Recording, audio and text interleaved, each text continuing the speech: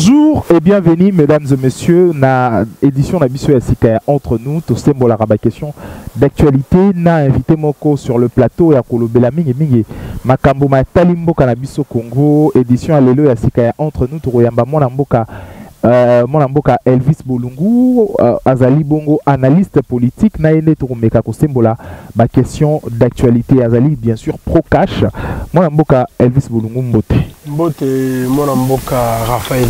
Alors question d'abord Eliboso ezali aroyeba lelo après bongo proposition à budget Assemblée nationale va réajuster budget impression d'abord ezali nene na lelo un travail d'équipe entre institutions à l'état. Nazali na impression ya malamu ya esengo poete tangu tata mokonzi ya yambo ya mboka alobaki ete tozo ba prévision budgétaire et comme on a 10 milliards de dollars batu ba critika qui dans tous les sens loko la loi des finances et puis si ba parlementaire pouvoir ceux qui ba lingi ba augmenter budget va augmenter côté bah dépenses, il faut pas augmenter côté bah y a bah dépenses pour créer ce qu'on appelle l'équilibre budgétaire. Équilibre budgétaire est allé parmi les locaux est allé important tant que vous préparer projet à budget. Yango na troba kete ba tout ba sala qui ba critique qui est belé ba ba kete que non budget to ko élaborer est allé réaliste.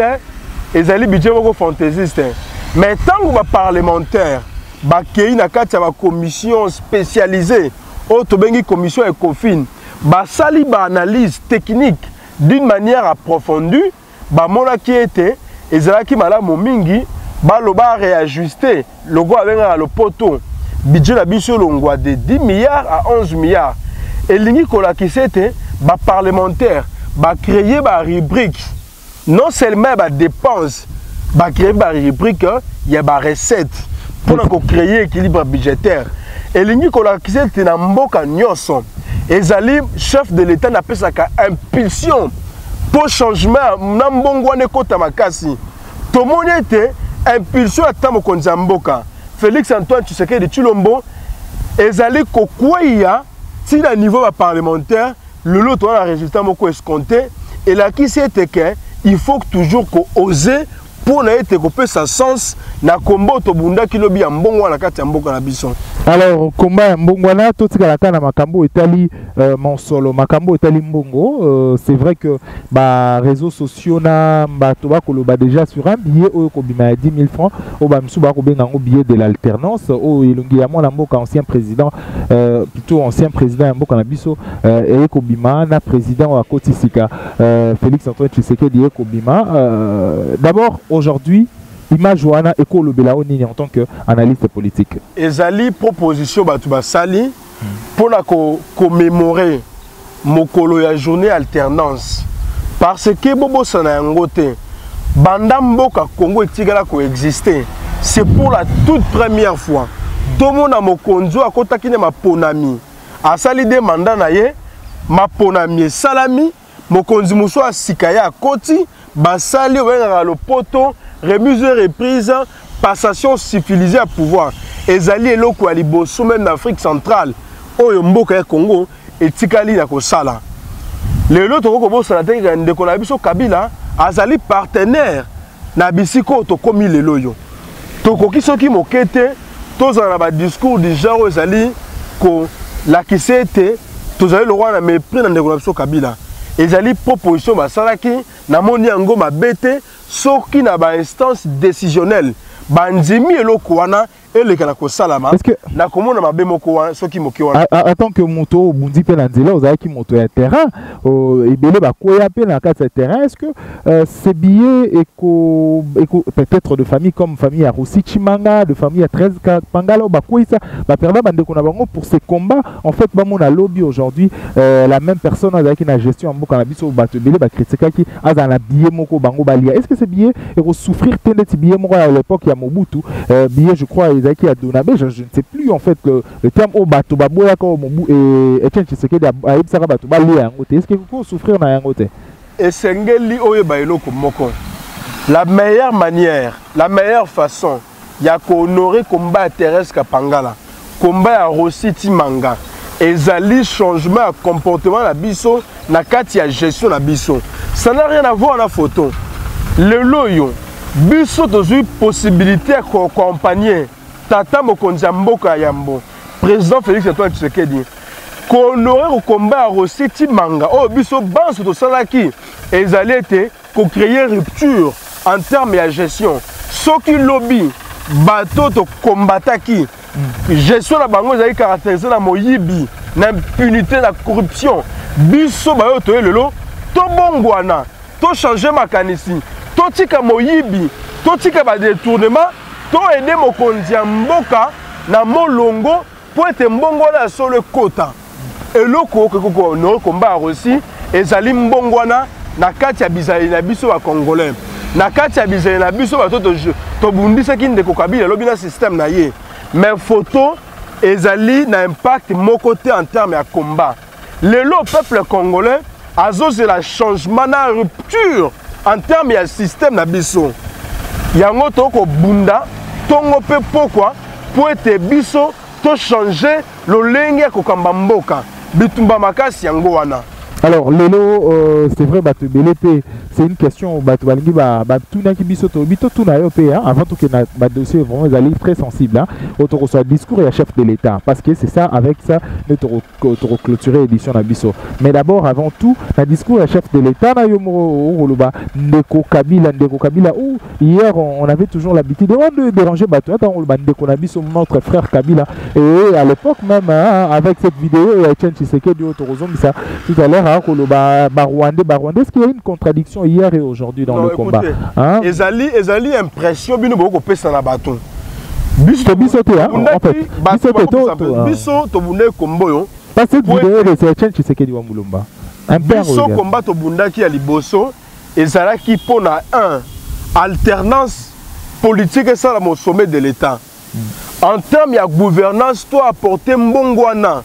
To bundaki kombote pour être ceux qui ont eu pouvoir, tout le monde a eu pouvoir pour que les Sambuga Congo na ordre. Les alliés locaux me dit pourquoi tout ça là.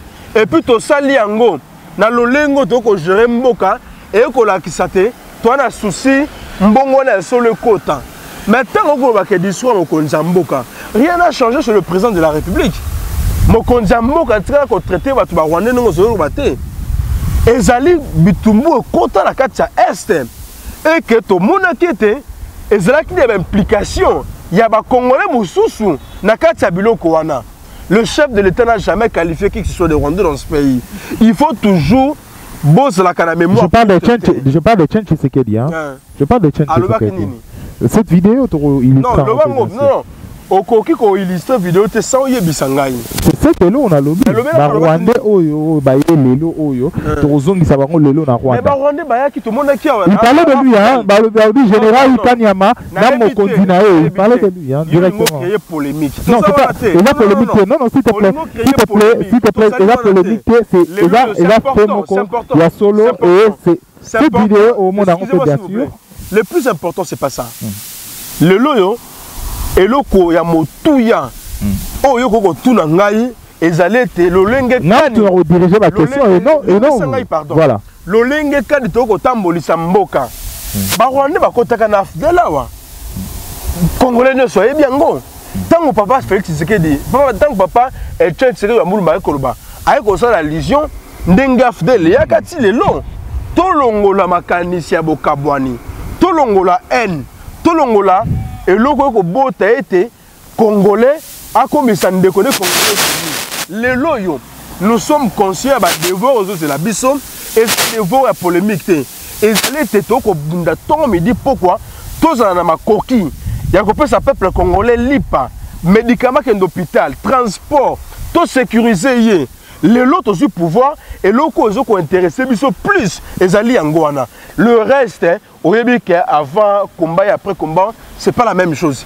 mais au jour d'aujourd'hui le plus important consiste à ce que nous puissions revoir notre façon de gouverner. Le plus important aujourd'hui consiste à ce que nous prenions conscience de l'avenir du pays. Le reste importe peu. Alors, le discours du chef de l'État, pour la première fois, pendant plus de 2 heures, à Lobi Bongo, devant 2 chambres et parlement réunis en congrès, impression na Ozaline d'abord en premier. Merci d'abord. Botala ki lolenge kani tata mokonzi ya yambo ya mboka a lobela ki peuple congolais na nzela ya ba parlementaire otobengi ba député national ba sénateur. Mobeko li konzi epesi tata mokonzi ya yambo ya mboka makoki ya kolobela ka peuple congolais mbala moko na mbula na nzela ya bato topona ba député na biso na ba sénateur. Mokonzi mboka apesaki situation ya lolenge kani azwaki mboka na contexte ni azwaki mboka tango akoti na bokonzi biloko nino mokotata mokonzi mboka ya mbo asalaki lelo tokomi wapi tokokende wapi ngai na sepeli po ete tokomi pene ya mobu moko mokonzi mboka toza kobunda biso nyonso tosala ete enseignement de base koma eloko ya ofele eloko wana ezali eloko moko ya motu ya makasi bana ya Congo oyo loyi bazalaki na makoki ya kokende kotanga te lelo yo bokonzi ya sika ya papa Félix Antoine Tshisekedi epesi bango makoki bakende kotanga ofele eloko wana ekoimpacte même ba famille na biso ozalaki na bana 5 bakende école mais okofeza sous école te eloko ya mibale tata mokonzi alobi tanga kosu bokonzi tina lelo yo ba poche insécurité ezalaki na ba place ebele na ba province ebele mais to bundi to silisi yango na ba place biki to etikali ba place oyo komona lelo na ba est kuna kase le crime ekoti e kolakise te bokonzi ya sika e même mopepe ya mbongwana na ya espoir na kati ya bana Congo en dehors yango wana lelo yo mokonzi mboka na kati ya programme ya 100 jours a réhabiliter l'hôpital ya Kanchach bana ba soda ba okende ko zwa ba soins médicaux ya ofele le temps mokonzi ya mboka a réhabiliter ba école komanda na école ya bana ba soda mona soda lelo yo a okende kelasi lobi kuna akompe moto ezali biloko yo mbongwana ememeli biso na kati ya mboka makambo esalami ebele na motango mokio papa Félix Antoine Tshisekedi akoti na bokonzi na ye et peuple congolais comprendre que mokonzi ya mboka Congo azali na souci que mbongo na solo ekota na kati ya ba bomoi ya peuple na biso et biso tozona simata mokonzi mboka to kolobete to sengeli ko continuer combat ya changement ko continuer combat yo ya bien-être peuple congolais pour être lobby moleki to bundaki pour être mbongo no solo et cela ressenti na kati ya bomo ya congolais moko na moko discours mokonzi mboka ezali sous discours ko pesa espoir na babilenge ya Congo yo basilaki espoir bilenge ya Congo babanzaki te fo kende koluka vili banda mais tata mokonzi donc c'est bango espoir alobi ete babilenge ya Congo nyonso bisika banso bokutani na yebi makambo ko déranger bino et puis na yebi bino to ko travailler pour être peuple na biso bisika banso azali to améliorer conditions de vie na ye pour être mbongo to bundela kilobi et ça la ressenti na congolais moko na moko yango la pesi longonya makasi na ta mokonzi mboka pour être discours na yo et permettre à biso to croire na gouvernance moko ya responsable na gouvernance moko ezali ko anticiper l'événement na bande te nzambe soka sungi biso les prochaines années qui arrivent et que la ba réalisation il y a la promesse mokonzi mboka à salaki peuple congolais na diversité na nyonso. Alors une année après focus ya komona mwa moke entre cette coalition où hier bazaki ben ennemi les komi ba amis parce que les alliances se font et se défendent, c'est ça la politique, la beauté de la politique. Est-ce que aujourd'hui yomo d'abord et le ronini okomona une année après analyse il y a place aux alliances commis bien que la alliance et la coalition est toujours à et qu'est-ce que vous augurez en fait dans l'alliance Oyo FCC cash mokonzi mboka yambo azali na souci moko ezali makasi alliance ya FCC cash eza na soubassement na yango ko sala mokona mokolo po ete mbongo na solo ekota na bomo ya congolais moko na moko biso lelo yo alliance de bakete to gagner l'élection na niveau de la présidence de la République mais majorité parlementaire bande quoi FCC pour l'intérêt à peuple congolais pour l'intérêt à mboka Congo to sangana total olenge kani tokoki kopesa peuple congolais lipa sous la vision du chef de l'État. Donc il faut mettre FCC na cash ezali eloko eko tambolisama lolenge mokonzi yambo mboka alingi etambola. Là na eko cité papa mokonzi yambo mboka. Lelo toujours qui va prendre belé à travers de FCC bisika banso bato bako tambola bato bako bika makambo zanga kate ba promesse zanga kate mais eloko ya motu il faut retenir lelo ezali été peuple congolais azali eloko azali peuple oyo biso ezala bandeko ya FCC ezala bandeko ya cash moto na moto ami kitisa bisika azali po totala intérêt ya peuple congolais liboso soki tokozala incapable ya komi kitisa bandeko ya FCC bandeko ya cash en ce moment là tokozala capable te ya kopesa peuple congolais eloko akozela na banzete lobby mokoya accord ya FCC cash et ko évoluer bien parce que bato banso bako comprendre te vision mokonzi ya mboka il faut moto nyonso andimi kokota eloko yo asalela yango ozala mandataire outi na FCC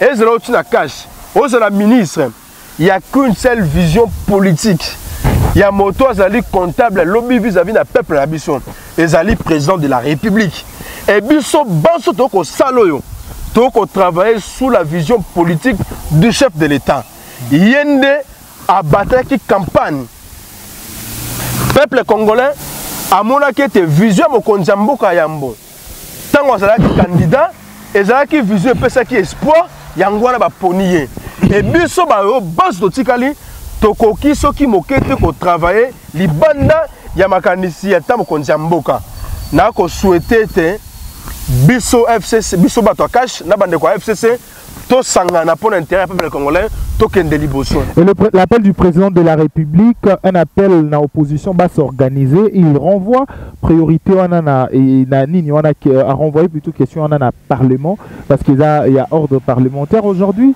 Fervent président de la République pour l'opposition également. Opposition moroza a besoin opposition moro bando sali éloge mais une opposition qui va travailler pour critiquer et proposer. Président Félix Antoine Tshisekedi alobaka yango yaza akozalaka wana te pas débauchaka opposant ya lingi à faire jouer opposant rôle na bango sur la scène politique et lingi kolobete dans une gouvernance républicaine l'opposition a un rôle très important à jouer. Nous sommes en train de gérer le pays. Il faut contrepoids moko salama na bato ba libande ya gestion. Ba critique kabiso pour être biso peut to améliorer le lenge na biso ya ko gérer mboka. Pour être foué beloko moko. Bino bato bo na kati opposition, bozo na musala bino ya ko critiquer, ya ko apporter ba proposition. Bato ba en opposition. Biso bato to ko gérer tu as le rôle, il y a que ça peuple congolais lipa, il y a que sécuriser jour où mokona mokolo. Na kati wana, il faut que l'opposition joue rôle naïe. Il faut pas qu'on ait le pouvoir oyo, et zali ko kanga opposant, et zali ko luke opposant a problème. Mokonzambo ka yambo lingi bongote. Mokonzambo ka yambo lingi te, tous la pouvoir oyo, et zali ko pesa opposition rôle naïe. Yango arobakete constitution mboka. La loi portant statut et organisation et opposition, et puis si opposition parlementaire, possibilité, yako zala na porte-parole.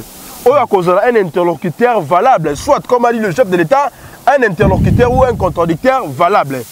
Donc on souhaitait bitumbo to bunda kilobi et que de tinasuka peuple congolais comprendre que bokonza président Félix ezali bokonzo et ko bunda tongo midi pourquoi pour que ça lipa epesa médicament epesa kisi mbongo na solo contre mboka ya Congo mboka na biso et avancer et comme appelle ko mboka mosusu et ko sengete congolais nyoso bisika kutami abunda acha loboko na gouvernance oyo to comme sa gouvernance a Félix Antoine Tshisekedi Tshilombo une gouvernance participative to futa ba taxe na ba impôt na biso pour être l'état congolais a zo misolo ya ko futa ba policier ba militaire ya ko assurer gratuité enseignement tout se comporter pour le ba bon citoyen papa le baki le peuple d'abord et l'ingi peut qu'on a qui sa responsabilité à peuple congolais vis-à-vis il y a une gouvernance bien déterminée. Alors Tokomi presque na souka édition na biso la dernière question est aujourd'hui d'abord personnellement Yomoko d'abord en tant que citoyen deux questions d'ordre il y a le bosso social là mususu il y a société bon il y a le bosso d'ali à ordre social il y a mi balé zali plus na kata communauté aujourd'hui alors question à liboso ezali d'abord personnellement le social à Congolais après une année vous allez Congolais vous avez la famille vous avez la camarade le bientôt le tu as déjà le 19 plutôt décembre lobby le Kalami était le 25 décembre vous allez fête à Noël bonne année Kalami qui pétait aujourd'hui une année après est-ce que panier ménageur, il y a Congolais, famille aujourd'hui et Matimo Moketo, ils en a quelque chose changement. Est-ce qu'il y a une lueur déjà de joie pour Kalaming qui était fêté Kobanda? Et également, question sous ordre communautaire, est-ce que Missal à 100 jours, ils ont un impact dans la société aujourd'hui? Merci la question posée.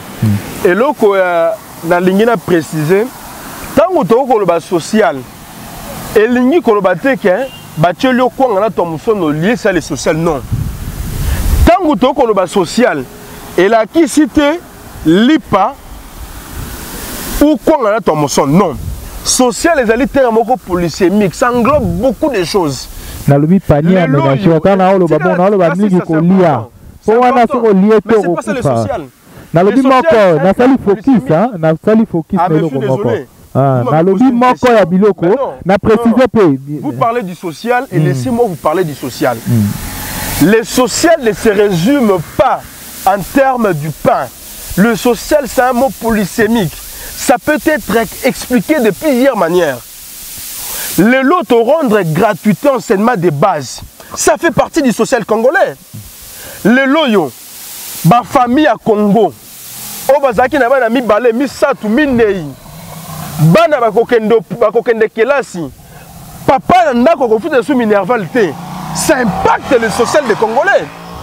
Les lots réhabilité par école.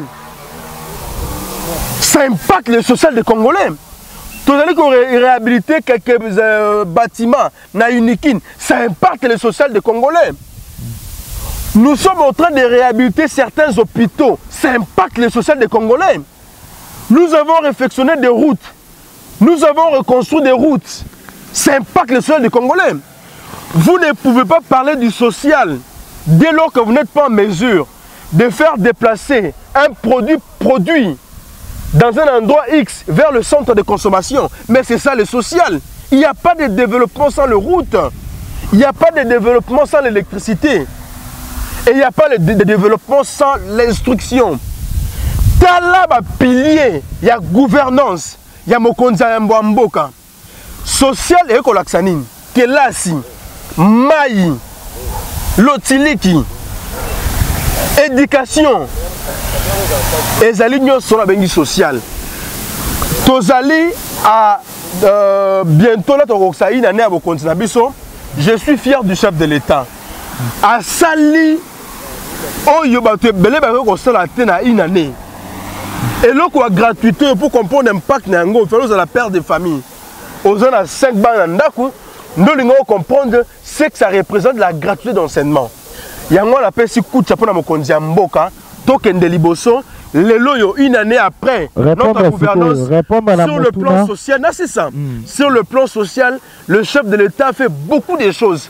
Si bien que le peuple congolais attend encore beaucoup de lui.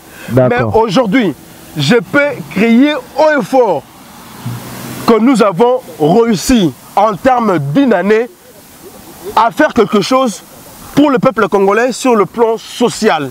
Et nous espérons faire mieux dans les les années qui arrivent. Les lots, misale à 100 jours, mais misale à 100 jours, ils allaient impacter le peuple congolais, moké. Il faut que misale à 100 jours, ils allaient qui programme mon côté, il y a 5 ans, non. Mon conseil, mboka, tant qu'on va voter la partie, le peuple congolais a voté, tout ça qui dans le contexte, il n'y avait pas un gouvernement légitime. Et ça, gouvernement qui a Kala. Mais pour booster les choses, pour faire ressentir le changement en termes de gouvernance, Mokonzi Mboka, en sa qualité du patron du pouvoir exécutif, avait initié une série d'activités sur le plan des travaux publics. Nous avons réfectionné des écoles, nous avons réfectionné des routes, nous avons élargi certaines routes, nous avons mis en place des sortes de moutons aujourd'hui pour faire en sorte que le voie publique soit dégagée et que les embouteillages ne prennent pas le dessus sur la circulation des citoyens, de paisibles citoyens congolais. Le lot Mossala à 100 jours, na ina noyo, na kolbete to réussir. Tous allés à plus de 50%.